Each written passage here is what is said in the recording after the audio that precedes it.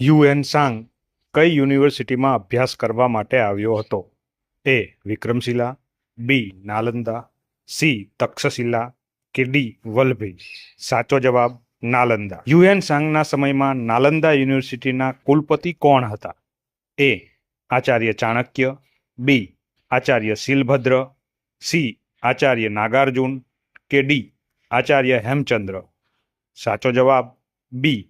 આચાર્ય શીલભદ્ર. અલ-બરૂનીએ કયા ગ્રંથની રચના કરી હતી?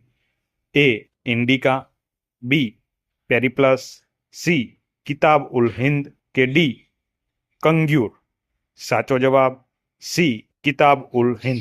માર્કો પોલો કયા દેશની મુસાફરી પર આવ્યો હતો? એ. મૌર્ય સામ્રાજ્ય, બી. પાંડ્ય દેશ, સી. ગુપ્ત સામ્રાજ્ય કે ડી. હર્ષવર્ધન સામ્રાજ્ય? સાચો જવાબ શોધી કમેન્ટ બોક્સમાં કમેન્ટ